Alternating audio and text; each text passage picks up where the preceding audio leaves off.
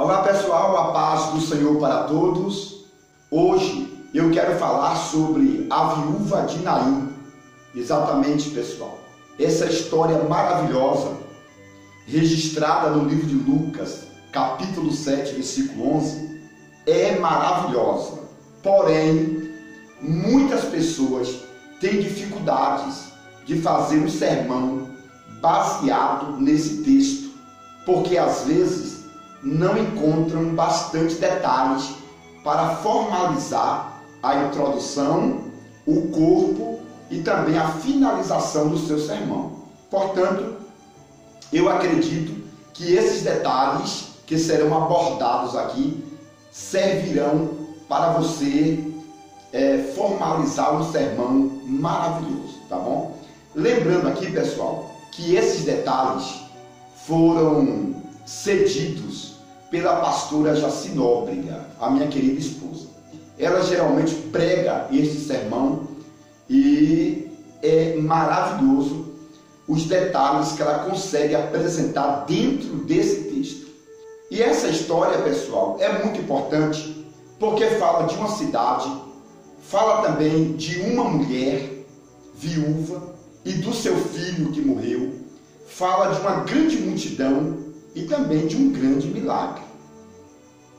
O texto começa falando que Jesus estava na cidade de Cafarnaum, tá? E se retirou para o norte de Israel, para a cidade de Naim. E quando ele chegou no portão da cidade, estava ali uma grande multidão. E essa grande multidão estava acompanhando um cortejo fúnebre. Porque segundo a história de Lucas, capítulo 7, diz que o filho único dela tinha morrido. E ela estava levando a criança para o cemitério. E Jesus então, certamente conhecendo essa história no mundo espiritual, saiu da cidade de Cafarnaum e se direcionou para a cidade de Naim. Uma viagem de aproximadamente 50 quilômetros. Jesus provavelmente saiu às 7 da manhã e chegou aproximadamente 2:30 da tarde. Porque os enterros aconteciam geralmente às 15 horas da tarde. Então Jesus precisava realmente chegar 15 horas, que na verdade é 3 horas da tarde. Quando Jesus chegou em Naim, uma grande multidão estava à porta da cidade, ao portão da cidade, demonstrando que a cidade era uma cidade murada, uma cidade rica. Tá? Por isso que tinha o muro e tinha também um portal ou um portão. Então, essa cidade, chamada de Naim, que significa agradável, era uma cidade muito importante. E Jesus chegou ao portão da cidade e a multidão estava no portão da cidade. Porque era também no portão da cidade que ficava o cartório da cidade. O portão da cidade era um lugar turístico, era o cartão postal da cidade. E ali ficava a avenida principal. Então Jesus chegou com uma multidão muito grande, que segundo a história, era de aproximadamente 3.000 pessoas acompanhando Jesus. E de dentro da cidade estava saindo uma multidão com aproximadamente 4.000 pessoas. Observe que o encontro das duas multidões aconteceu exatamente no portão da cidade. A partir de agora, pessoal, você vai fazer uma boa aplicação, dizendo o seguinte: é no lugar importante que Jesus faz o milagre. Por exemplo, é na igreja que Jesus realiza milagres. Tá? Então Jesus está procurando um lugar importante para fazer um milagre na vida de uma determinada pessoa. Aqui você chama as pessoas para a responsabilidade em questão de horário, não é verdade? Porque Jesus chegou na hora certa. Porque se Jesus tivesse chegado atrasado, o menino certamente já estaria na sepultura, Portanto, Jesus, ele tinha hora marcada. Aí você chama as pessoas, tá, para a responsabilidade do compromisso com o culto, com a liderança e etc, etc. Outro detalhe que dá para você investir na sua mensagem é o seguinte: foi o morto que aproximou as duas multidões. Tá? O morto trouxe as pessoas de dentro da cidade para o portal, e o morto, o filho da viúva, trouxe Jesus a mais de 50 quilômetros. Então, você vai começar a aplicar, dizendo o seguinte: se um morto teve condições de reunir 4.000 pessoas dentro de uma cidade e 3.000 pessoas de outras redondezas, o que dizer de um vivo? Aqui você vai fazer uma aplicação dizendo que às vezes Jesus não está procurando reis, rainhas, não. Jesus está procurando uma pessoa, um menino, um garoto morto na fé, alguém que está no caixão, alguém que está sendo levado por outras pessoas. É exatamente esta pessoa que Jesus está procurando para realizar os seus milagres.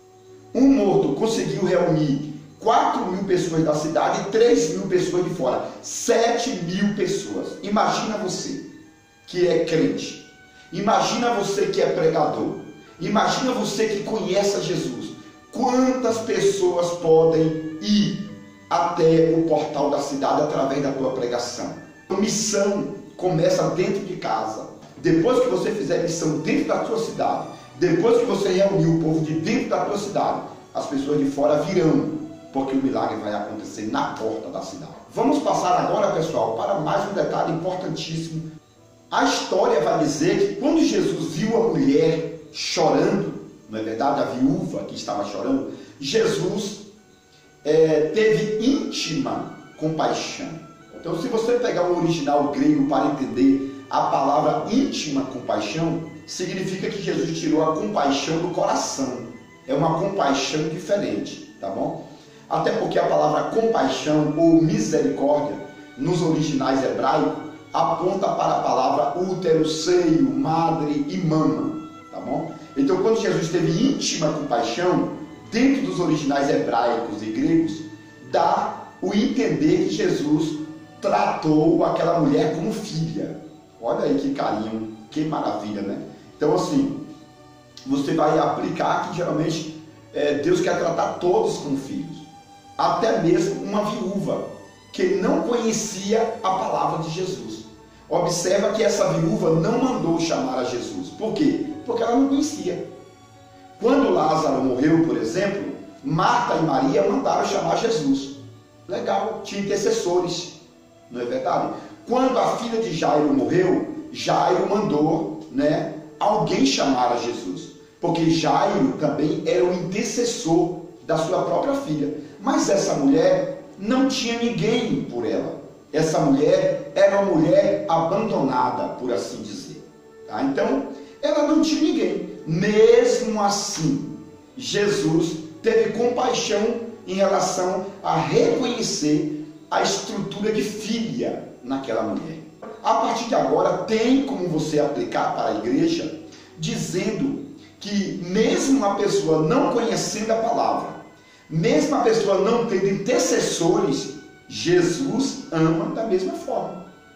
Outro detalhe neste ponto aqui é que a história diz que Jesus teve íntima compaixão. Por quê? Porque o menino era filho único da viúva. Então, quando Jesus viu aquela viúva chorando, certamente Jesus lembrou de Deus. Tá? Por quê? Porque Jesus também era filho único. Então Jesus imaginou o seguinte: se essa mulher está chorando por seu filho, o meu pai, Deus, também deve estar chorando, porque o menino está morto e eu ainda morrerei.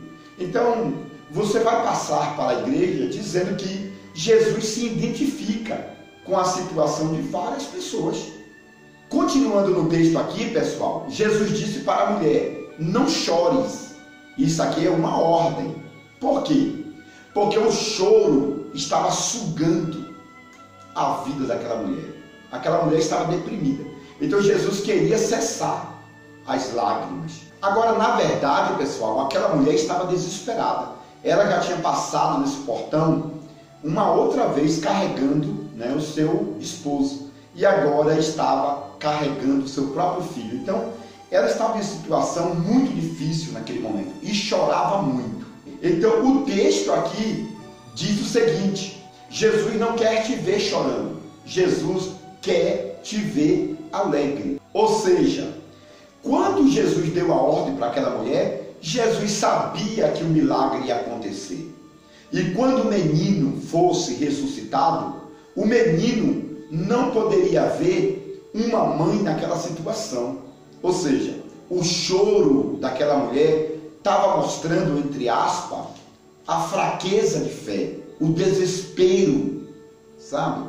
A mulher estava regida naquele momento pelo sentimento de emoção e Jesus queria agir pela razão. Então, antes daquela mulher receber a sua criança, ela deveria enxugar as lágrimas. O filho deveria ver uma mãe confiante, porque você é o espelho do teu filho. Se você for uma mulher fraca, o teu filho também será fraca. Mas se você for uma mulher de coragem, o teu filho será um homem de coragem. A história vai dizer, pessoal, que algumas pessoas carregavam o esquife, que na verdade era a cama. Então 4 pessoas se aproximaram e colocaram o leito, a cama, chamado de esquife, sobre os seus ombros. Observa aqui que o morto estava sendo carregado por 4 pessoas.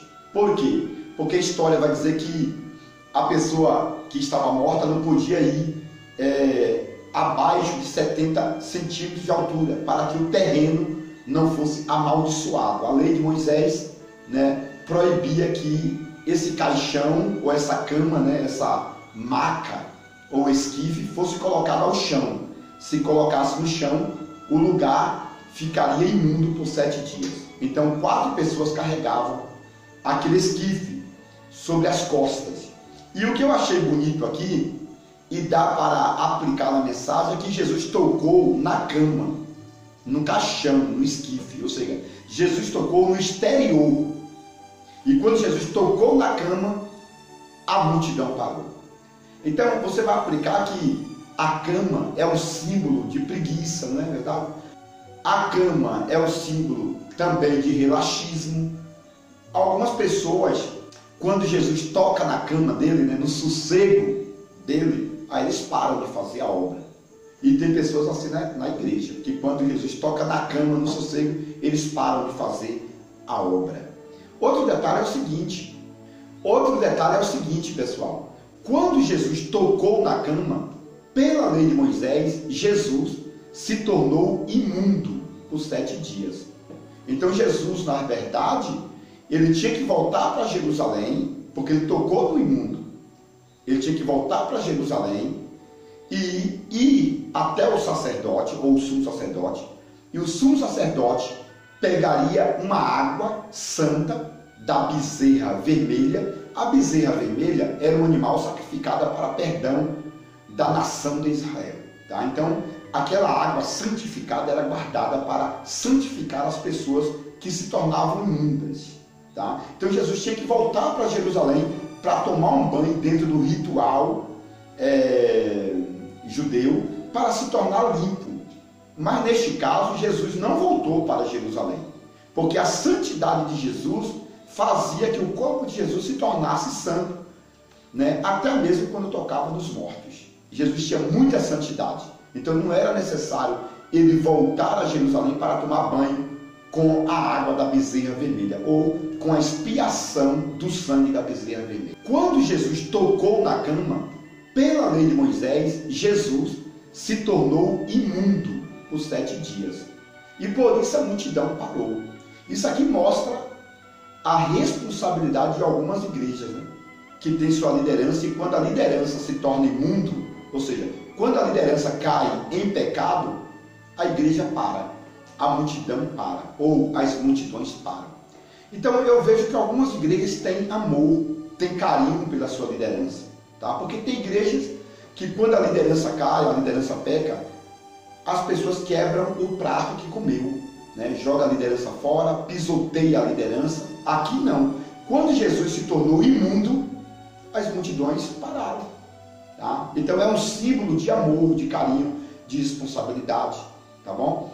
Outro detalhe aqui, pessoal, é o seguinte: tem igreja que quando a liderança fica imunda ou imundo, eles param de fazer a obra. Isso é muito ruim. A igreja fecha, não é verdade? Por quê? Porque a liderança caiu. Então, quando Jesus se tornou imundo, todos pararam. E isso está acontecendo com muitas igrejas.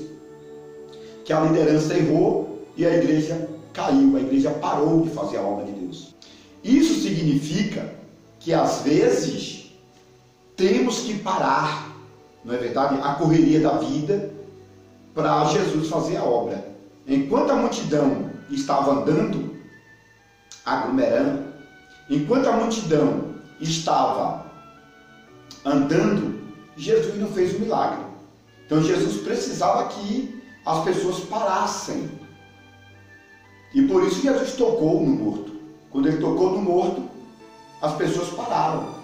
E aí você faz uma boa aplicação dizendo o seguinte: enquanto você ficar correndo para lá e para cá, preocupado com o teu morto, preocupado com o cemitério, preocupado com a multidão, o milagre não acontece.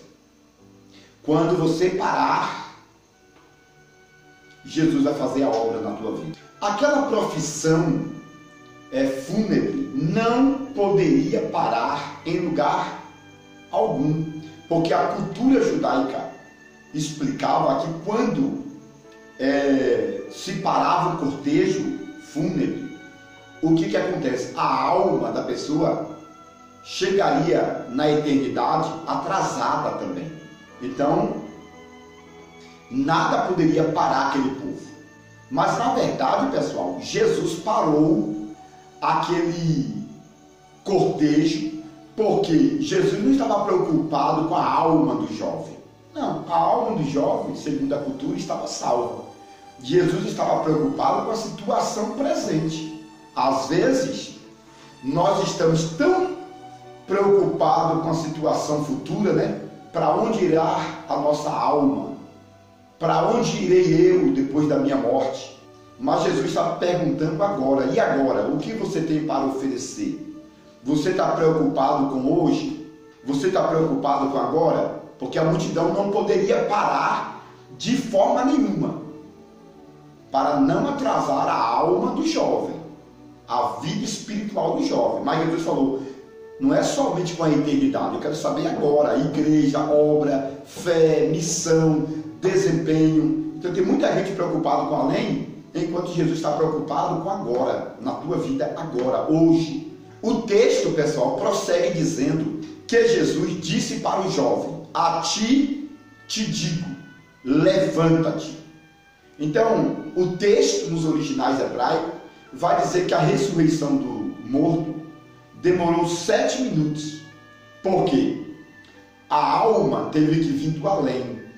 A alma do menino já estava no jardim do Éden, ou no paraíso, ou no terceiro céu, ou no Hades, como as pessoas falam, né? E Jesus esperou aqueles minutos para que o jovem ressuscitasse. Eu entendo aqui pela Bíblia Sagrada que Deus está esperando você ressuscitar. Agora, pessoal, imagine o desespero dos coveiros que estavam a 10 minutos da cidade. Não é verdade? Então, os coveiros já estavam esperando o menino chegar. E o menino nunca chegava. Por que o menino não chegava? Porque Jesus chegou primeiro na minha vida. Jesus chegou primeiro na sua vida. E por isso vai ser mandado um mensageiro lá no cemitério dizendo, cancela a sepultura, cancela o sepulcro. Por quê? Porque Jesus chegou primeiro na minha vida, Jesus chegou primeiro na sua vida. Outro detalhe, Jesus não levantou o jovem, Jesus deu ordem. Hoje, Jesus está dando ordem para você se levantar. Você tem que sair desse caixão, você tem que sair do ombro das pessoas, porque o caixão era carregado em cima dos ombros. Quando Jesus deu a ordem, Jesus estava dizendo: saia do caixão, saia dos ombros, porque tem muitas pessoas que estão vivendo um evangelho nos ombros.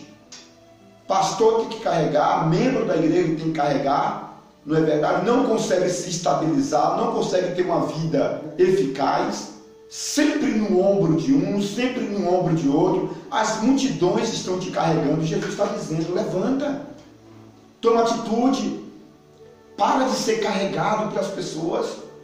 Tem gente chorando enquanto você está sendo carregado. A tua mãe está chorando, tua família está chorando enquanto você está sendo carregado. Aí você vai aplicar, e de repente algumas pessoas que estão ouvindo esse vídeo estão se identificando, porque tem pessoas que vão ouvir esse vídeo que estão sendo carregadas, não gostam de orar, não gostam de clamar, não gostam de interceder, mas quando chega na igreja, fica na fila da revelação, ou desculpa, na fila da oração, esperando a revelação, esperando a profecia. Jesus está dizendo: para de deixar as pessoas te carregarem para lá e para cá, porque você não está sabendo, mas eu vou revelar um detalhe para você que está aqui, ó. Porque as pessoas vão te carregar para o cemitério. Cuidado com a profecia, cuidado com a revelação, tá? Então, a melhor profecia é a Bíblia Sagrada. A melhor profecia é a palavra de Deus. Saia das costas das pessoas. A partir deste ponto, eu aprendo vários detalhes. Primeiro, o morto ouviu a voz de Jesus. Então você vai passar para a igreja que o detalhe é ouvir. Segundo, ele obedeceu. Quando ele ouviu a voz de Jesus, mesmo a alma dele estando no além, está entendendo? Ele veio, ele obedeceu. Então você vai transmitir essa ideia para a igreja. Ouviu a voz de Jesus, mesmo estando no além, mesmo estando morto? Sim, ouvi. Então venha. O jovem obedeceu, ele veio. E quando ele veio, ele se assentou. Observa que Jesus deu uma ordem para ele: levanta-te. Mas ele não levantou. Ele se assentou. Ele seguiu a regra, a norma. Não é verdade? E qual é a norma? A norma é o seguinte: é você ouvir a voz do Senhor, obedecer a voz do Senhor, depois você se assentar para aprender. Isso é um segredo muito importante, assentar para aprender, porque você tem 2 ouvidos para ouvir e uma boca para falar. Isso significa que você deve ouvir mais e falar menos. Outro detalhe: aqueles que não estão prontos para assentar-se e aprender, também não estará pronto para se levantar e ensinar. Tá? Então, as regras do Senhor Jesus é óbvia. Você tem que se assentar. Tem pessoas que não conseguem ter liderança. Tem pessoas que não conseguem ficar debaixo de liderança. Não é verdade? Qualquer motivo quer sair da igreja, fundar um ministério. Qualquer motivo se rebeleia contra a igreja. E uma série de outras coisas acontecem no meio religioso. Por quê? Porque não consegue assentar-se para aprender. E o jovem aqui, mesmo recebendo a ordem para se levantar, ele foi por etapas. Ele ouviu, ele veio, ele se assentou. Isso é muito importante para aprender. Depois que se assentou, ele começou a falar. Olha que importante. Ele começou a falar. Você só vai conseguir falar o que Deus mandar quando você se assentar para aprender. Tá? Aqui tem muito detalhe sobre essa questão de falar, mas eu falarei em outro vídeo, tá bom? E Jesus pegou o rapaz e entregou a sua mãe. Então a mãe representa a liderança. A mãe aqui representa o reino espiritual, o cuidado.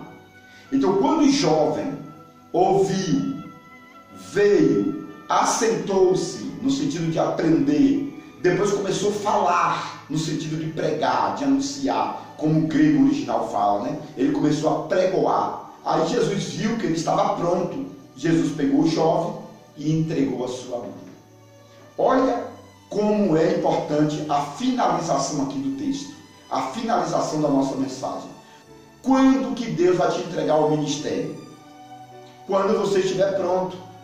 Quando que Deus vai te entregar ao chamado ministerial, que simboliza a mãe do menino, a responsável? Quando você estiver pronto. Então você tem que ouvir a voz de Jesus. Você tem que voltar ao primeiro amor. Você tem que se assentar para aprender. Você tem que aprender a falar. Depois Jesus vai te pegar. É o próprio Jesus, não é o pastor da igreja, não é o missionário, não é o bispo, o apóstolo. Não. É o próprio Jesus que vai te pegar, menino, e vai te entregar a responsabilidade à mãe. Tá? Então, espera o tempo de Deus. Deus quer te honrar, mas você quer antecipar o chamado de Deus. E se você for formado prematuramente, Jesus não vai te entregar a responsabilidade, não, a sua mãe não. Você vai ter que ir sozinho. Tá? Outro detalhe aqui que eu vejo, e isso é muito importante, é que o menino, o rapaz, foi passado ao cuidado da mãe. Porque é a mãe que tem a responsabilidade dos seus filhos, principalmente nos cultos às igrejas, não é verdade? Então a mãe tem que educar o seu filho. Jesus sabia que a responsabilidade é a mãe que tem que cuidar. Por isso Jesus entregou o filho à mãe. É a mãe que tem que cuidar, não é o pastor. Tá? O pastor vai dar a palavra, vai alimentar, mas é você, mãe, que vai cuidar do seu filho, a obedecer à liderança, a ficar sentadinho, não é verdade? A ouvir a palavra de Deus, seja no culto ou seja na sala das crianças. Então, Jesus sabia que aquela mãe era responsável. Jesus sabia que aquela mãe não estava mais chorando, tá? Ou no desespero. Então, Jesus tira as lágrimas, dá uma boa consciência para a mãe, para de chorar, se levanta, limpa teu rosto. Por quê? Porque o teu filho está chegando, você tem que mostrar, né, a vara da correção para ele, você tem que mostrar para o teu filho que você é uma mulher de coragem, de determinação, o teu filho não pode ver você chorando, tá? Então Jesus começou a determinar na vida daquela mulher. Este, pessoal, é o sermão, tem muito mais detalhes, tá, que podem ser colocados aqui, por isso você pode acrescentar mais alguns detalhes. Vários detalhes semelhantes a este estão no meu livro, A Revelação Completa do livro de Gênesis, por Matusalém, tá bom? Assine meu canal, divulgue os meus vídeos e que Deus te abençoe no nome do Senhor Jesus.